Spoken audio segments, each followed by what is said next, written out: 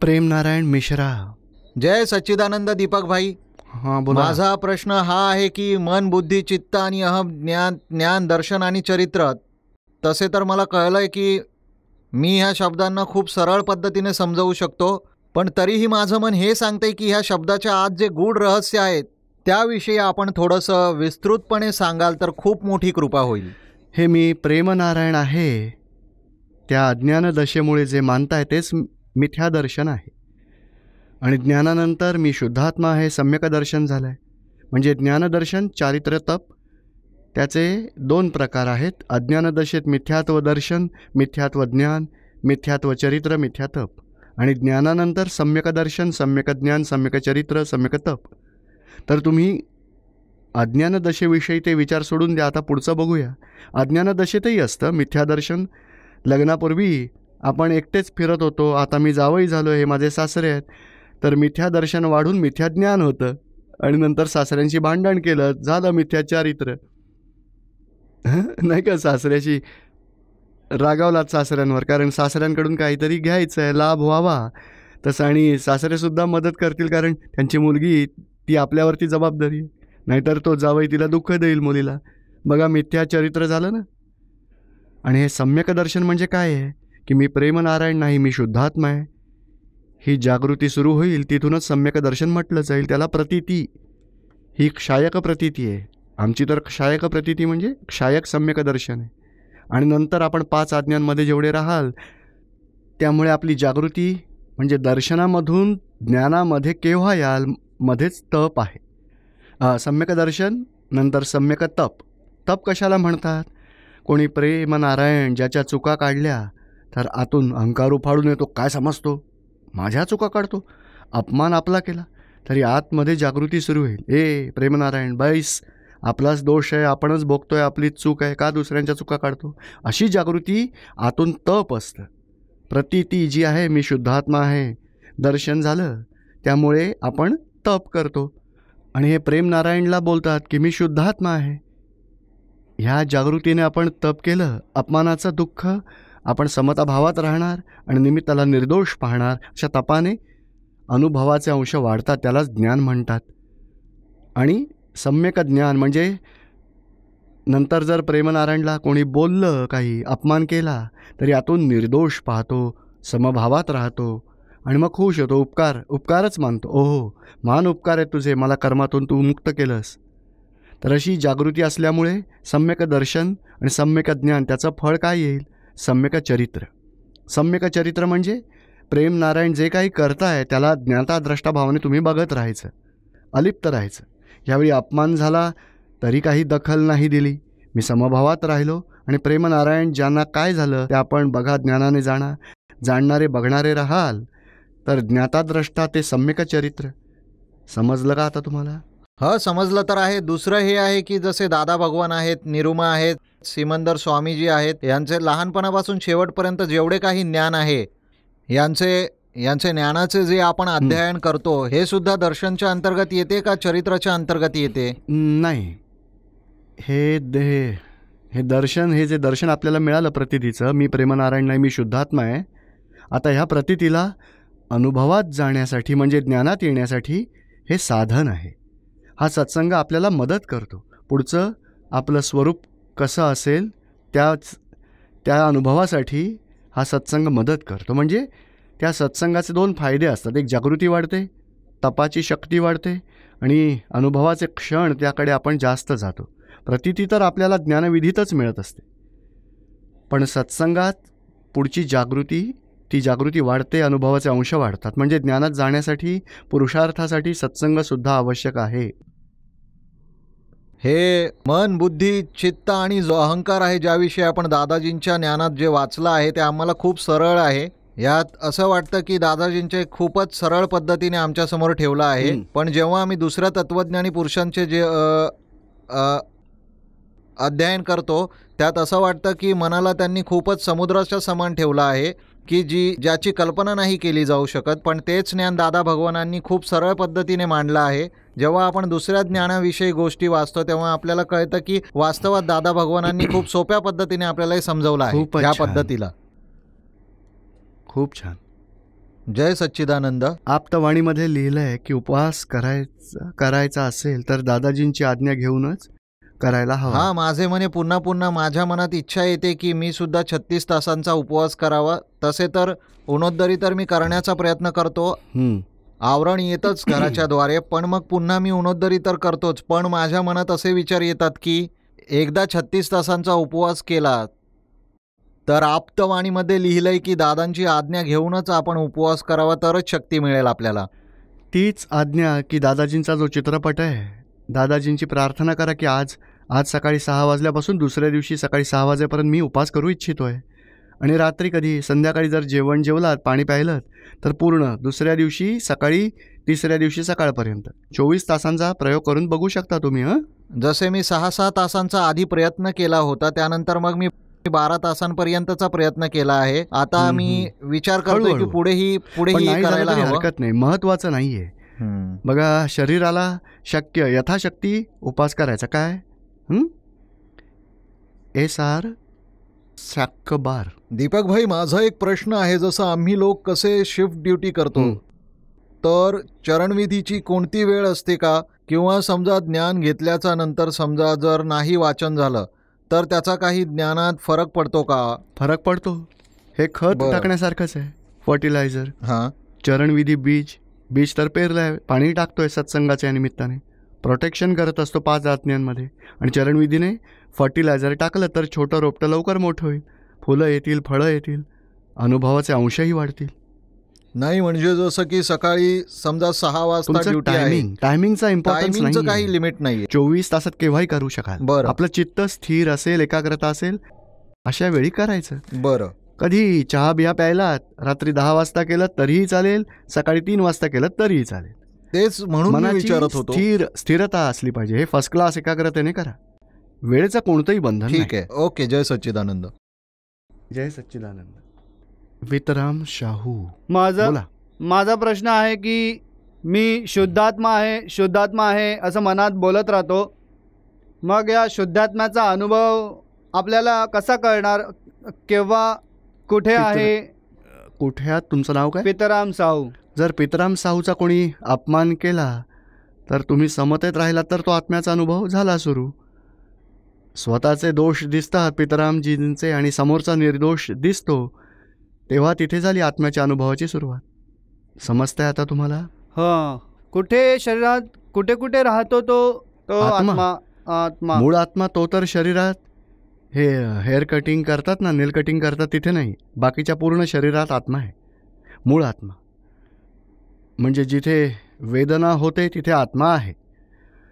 पण आता जागृती किती आहे की मी शुद्धात्मा आहे, पितराम वेगळा आहे, पितराम साहू वेगळा आहे, एवढी जागृती आपली सुरू झाली. वाढत वाढत वाढत केवल ज्ञान स्वरूपापर्यंत जागृती जाऊ शकेल. आता हे एवढंच समजा, स्वतःचे दोष दिसतात, दोष वेगळे, मी शुद्धात्मा वेगळा आहे, तेवढ्या जागृतीत राहायचं. तो सगळ्यात मोठा पुरुषार्थ. त्याचं फळ पुढची स्थिती प्राप्त होईल. म्हणजे आत्मा असा दिसणार नाही, तो अनुभवास येईल. आणि अनुभवसुद्धा आत्म्याचा प्रकाश कशाला म्हटलं जाईल? बघा, घरातला उजेड कशाला म्हटलं जातं? कचरा दिसतो, धडक नाही बसणार, तेव्हा आपल्याला समजतं घरात उजेड आहे. तसंच आपले दोष आपल्याला दिसतात, समोरचा निर्दोष दिसतो, तेव्हा समजायचं की आत्म्याचा प्रकाश पडायला लागला आहे. पण एवढाच अनुभव आणि आत्मस्वरूपाचा अनुभव ती पुढची स्थिती असेल. आता एवढाच अनुभव येईल तुम्हाला दुःख टच नाही होणार. वा अंतरतप करू शकाल, निमित्ताला निर्दोष पाहाल, प्रतिक्रमणाची जागृती वाढेल. तर हे सगळे आत्म्याच्या अनुभवाचेच अंश मानले जातात. समजतंय का? सच्चिदानंद. कर्तारचंद जालंधर. काय व्यवस्थित शक्तीमध्ये आत्म्याची शक्ती असते? व्यवस्थित शक्ती आत्म्याची शक्ती नाही, पुद्गलची शक्ती आहे, जडतत्वाची शक्ती आहे. आत्म्याची ॲक्शन झाली तर तिथे जडतत्वात रिॲक्शननेही व्यवस्थित शक्ती फळ देते. जेवढी आपण ॲक्शन करताय तेवढं फळ व्यवस्थित शक्ती देईल. मग जसं आपण विहिरीमध्ये उभ्या स्टेपमध्ये, तिथे म्हटलं तू चोर आहेस, तर विहिरीतून प्रतिघोष होईल, तू चोर आहेस, तू चोर आहेस, तू चोर आहे. हे कोण म्हणतं? Scientific circumstantial evidence. त्याचा डिस्टन्स आहे, त्याचा अँगल आहे, त्याची हाईट आहे, आवाजाची इंटेन्सिटी आहे, सगळं मिळून रिॲक्शन येत असते. तर रिॲक्शन दिली कोणी? तर हे सगळे संयोग मिळून, काळ क्षेत्र संयोग जुळून रिझल्ट आला, त्याला मग व्यवस्थित म्हटलं जातं. समजतंय आता तुम्हाला? हो. काही असं अस्तित्व नाही आहे आणि आत्म्याची शक्तीही नाही आहे. आत्म्याची शक्ती तर इथे भाव आहे. मला इथून कोलकात्याला पोहोचायचं आहे, तो भाव आहे, ती आत्म्याची शक्ती आहे. पण साधन मिळून जो पोहोचेल ते कार्य व्यवस्थित शक्ती करवते. ती जिवंत नाही आहे, मेकॅनिकल आहे. काळ, क्षेत्र, संयोग मिळून कार्य पूर्ण होत असतं. ते कोणी केलं आहे, कोणावर आपण ब्लेम करणार? काळाने केलं, क्षेत्राने केलं, संयोगाने केलं, निमित्ताने केलं तर नाही. कोणा एकावर ओझं नाही टाकू शकत. सगळ्यांनी मिळून हे काही केलं आहे. तो result of scientific circumstantial evidence, त्यालाच व्यवस्थित शक्ती म्हटलं जातं. समजतंय का आता तुम्हाला? हो. जय सच्चिदानंद. श्रेया श्री. जय सच्चिदानंद. हां बोला. जर कोणी याचे ज्ञान नसेल घेतलं त्यांनी प्रतिक्रमण करणे काय चुकीचं ठरेल का? नाही, हरकत नाही, सांगू शकता. त्याला एवढंच सांगायचं की आपल्यामुळे कोणाला दुःख झालं, भगवंताची जी भक्ती करता, ज्या भगवंताची, त्याच्याकडे माफी मागायची आहे. भगवंता, माझ्याकडून एवढं दुःख दिलं गेलं, मी मनापासून पश्चाताप करते, मला क्षमा कर, अशी चूक होणार नाही, अशी शक्ती दे. बस, खूप झालं. सुरुवात होऊ शकते. हां, करू शकता. ठीक आहे. ती माझी एक बहीण आहे, ती भाजली गेली तर ते कोणत्या पापाचे फळ भोगत होती? भाजली तर मग तो कर्मांचा हिशोब आहे. आता पुन्हा विचार करायची गरज नाही. त्यातून चांगलं काय होईल त्यासाठी उपाय करा, औषधं द्या आणि त्यांना समता ठेवायला सांगा की बघ आता कर्माचं फळ आलंय, कोणाचा दोष नाहीये, झालं ते व्यवस्थित आहे. तर त्यांनी प्रतिक्रमण करायचं का? काहीच हरकत नाही, पण गरज नाही. कसं करायचं प्रतिक्रमण? दादा भगवानांचा असीम जय जयकार म्हणा, त्याचं प्रतिक्रमण. हा, निमित्ताला दोषी पाहाल की ह्याने हे केलं त्यामुळेच मला झालं, तर प्रतिक्रमण करायची गरज आहे. पण कोणीच दोषी नसेल पण संयोगांमुळे झालं तर दादा भगवानांचा असीम जय जयकार म्हणा आणि झालंच तर त्यांना ज्ञान मिळवून द्या. आणि हे जे मी कोण आहे पुस्तकाच्या मागे सगळ्या प्रार्थना लिहिल्या आहेत त्या दाखवा, त्या म्हटल्या तर खूपच शांतता लाभेल त्यांना. आपण जेव्हा प्रतिक्रमण करतो तेव्हा त्या व्यक्तीचे नाव द्यावे आणि त्याच्यासोबत जो संबंध आहे तो सांगून प्रतिक्रमण करावं का? ते नाव घ्यायचं त्यांचं, पण फक्त समजण्यासाठी आहे ते. समजा चंदूलालला माझ्याकडून दुःख झालं, हे अंतरंगातील शुद्धात्मा भगवान चंदूलालला खूप दुःख दिलं गेलं आहे, मनापासून पश्चाताप करतोय, मला क्षमा करावी. तर ज्यांना दुःख पोहोचवलं आहे त्यांच्या शुद्धात्म्याला साक्षी ठेवून माफी मागायची. मग जय सच्चिदानंद. तरुणा पटेल. जय सच्चिदानंद. फाईल नंबर 3चा नेहमीचा क्वेश्चन आहे की मम्मी बटाटा नाही खात, तर मग त्यावर कुठे आहे फाईल नंबर 3? शुभम पटेल. कुठे आहेत? मराठी बोलू शकता का? हा, मम्मी नेहमी बटाटे खायला मनाई करत असते, मला का माहित पण नाही. ती नाही खात ना, तर तिला सांग तुला नाही खायचं तर नको खाऊस, मला नको अडवूस. आणि तुला नसेल शिजवायचं तर नको शिजवू, मी हॉटेलमध्ये जाऊन मसाला डोसा खाईन, मग थांबवू नकोस मला. मम्मी आपण त्यात दखल देऊ नका. समजतं आता हे? बटाटा हा, एवढं जरूर सांगा की कोणाला दुःख देऊ नकोस, कारण बटाट्याचा शेवटचा नंबर आहे. आधी मनुष्यांना दुःख देऊ नका, क्रोधाने, मानाने, कपटाने, मोहाने, विकाराने कोणाला दुःख देऊ नका. तेवढं झालं तरी खूपच मोठा पुरुषार्थ सुरू झाला आहे असं म्हटलं जाईल. नंतर पंचेंद्रिय जीवांना दुःख देऊ नका, उंदीर, कुत्रा, मांजर सगळे. नंतर 4 इंद्रियवाले जीव, नंतर 3 इंद्रिय जीवानंतर 2 इंद्रिय, नंतर 1 इंद्रिय आणि एका इंद्रियानंतर येतो बटाटा. पण अनर्थ, नुकसान नका करू. अनर्थ म्हणजे झाडाला असं तोडून टाकायचं, गवत उपटून फेकायचं, असं करू नका. जरुरी असेल तेव्हा दातून पाहिजे तर एक तोडा आणि शुद्धात्म्याच्या जवळ माफी मागून तोडून घ्या की बाबा दात घासायचे, तोडतोय एवढी निंबाचं झाड आहे, एवढी पानं तोडतोय, तब्येतीसाठी औषधासाठी घेतोय. पण बटाट्याचा आता सोडून द्या, खूप आग्रह करू नका. तुम्हाला नसेल खायचा तर खाऊ नका, चांगलं आहे, पण दुसऱ्यांना आग्रह करू नका. आग्रह हा, बटाटा खाल्ल्याने 10 रुपयांचं नुकसान होईल आणि आग्रह केल्याने 5,000चं नुकसान कराल तुम्ही. मग कशा आहे ते सगळ्यात मोठं नुकसान आहे, तेच केलं नाही पाहिजे. समजते आता आहे तुम्हाला? हां, नॉनव्हेज नाही खात ते ठीक आहे, मुलाला सांगितलं नॉनव्हेज खाऊ नको ते ठीक आहे, कारण पंचेंद्रिय जीवांची हिंसा होत असते. मग ते तर तुम्ही मान्य केलं पाहिजे, ॲक्सेप्ट केलं पाहिजे. नॉनव्हेज खाल्लं नाही पाहिजे. नॉनव्हेज, दारू आणि गर्लफ्रेंड बॉयफ्रेंड या 3 गोष्टी करू नका, खूप झालं.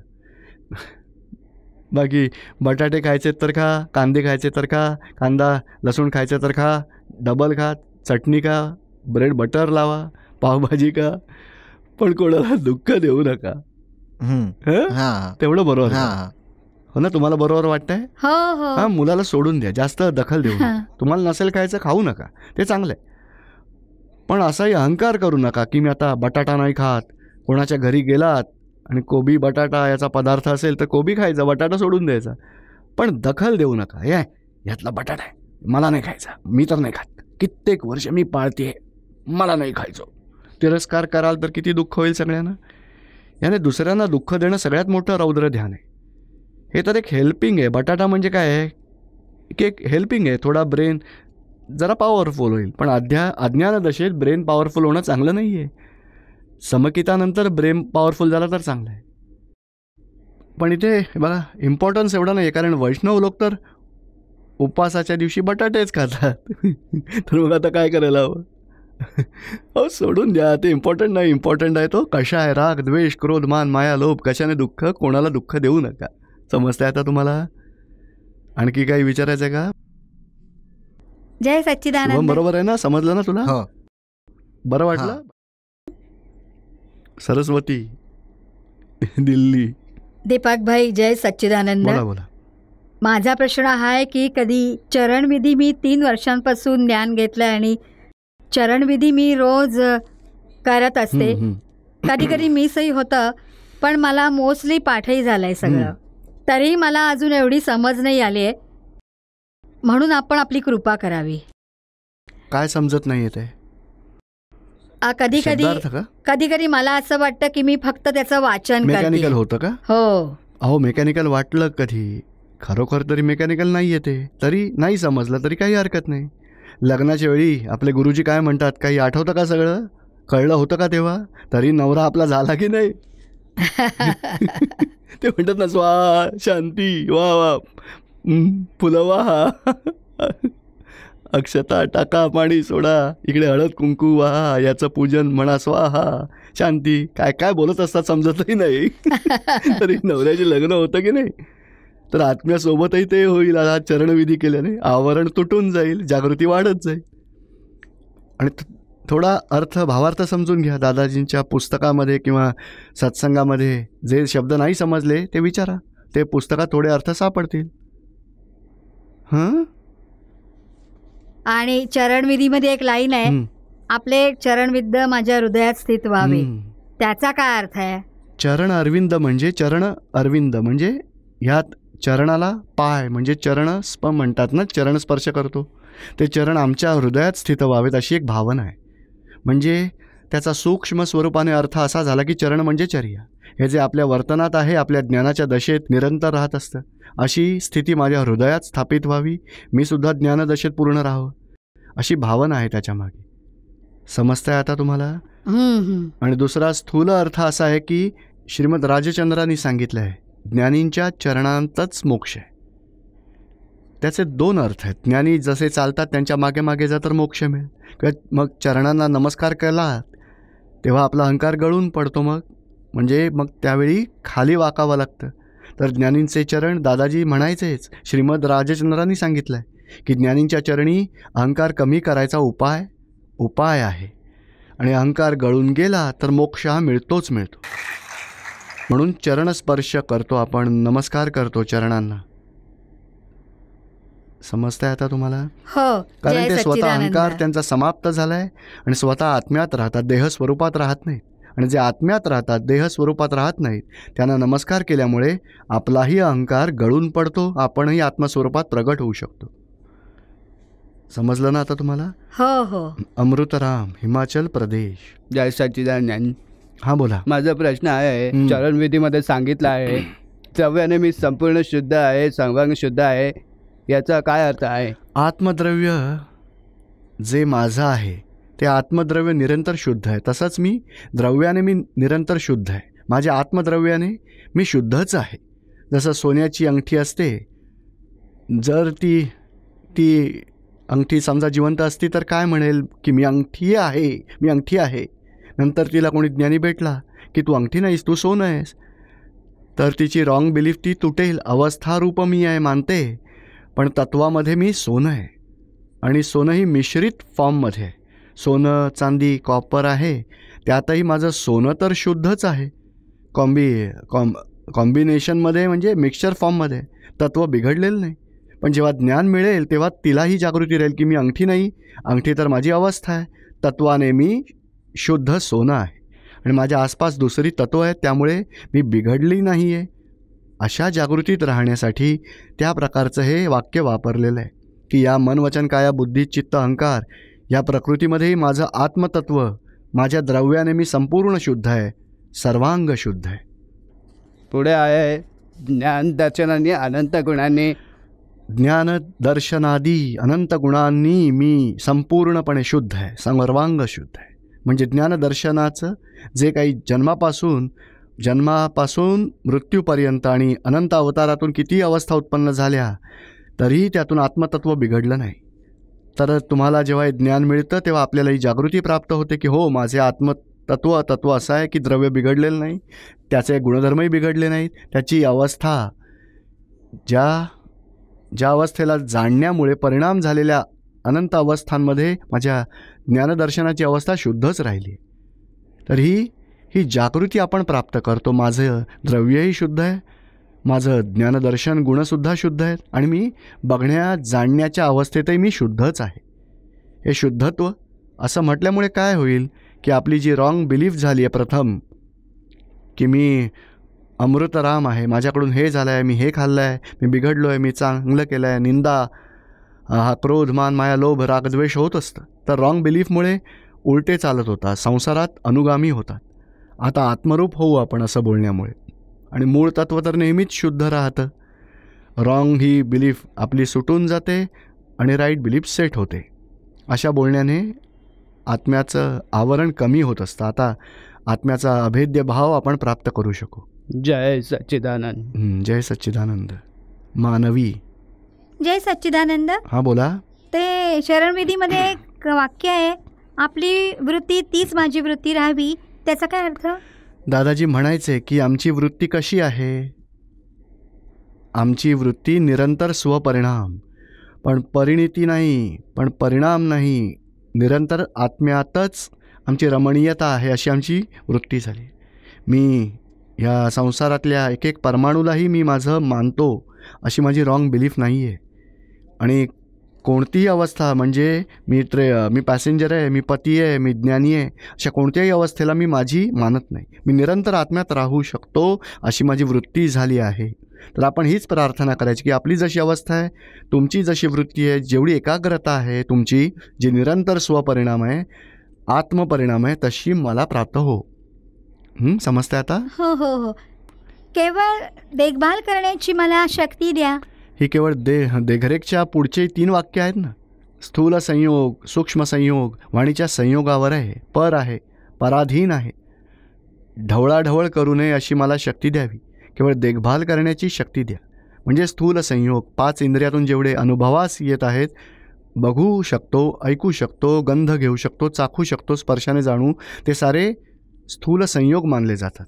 ह्या बुद्धीमुळे जे समजून येतात की दुसऱ्यांना दुःख दिलं पाप लागेल, असं केलं तर चांगलं आहे, हे वाईट आहे, क्रोध मान माया लोभ सगळे सूक्ष्म मानले जातात. अंतःकरणाचे सूक्ष्म संयोग म्हटले जातात.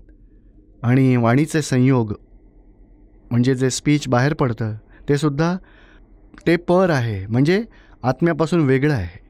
आणि पराधीन म्हणजे व्यवस्थित शक्तीच्या अधीन आहे. माझ्या आणि समोरच्या सगळ्यांच्या आत्म्यापासून वेगळे आहेत आणि व्यवस्थित शक्तीच्या अधीन आहेत. आणि अशा पर आणि पराधीन गोष्टींमध्ये आपण ढवळाढवळ न करावी. आणि देखभाल म्हणजे जागरूकता ठेवावी. ज्ञाताद्रष्टा राहावं, जाणणारा बघणारा, त्याला ज्ञाताद्रष्टा म्हटलं जाईल.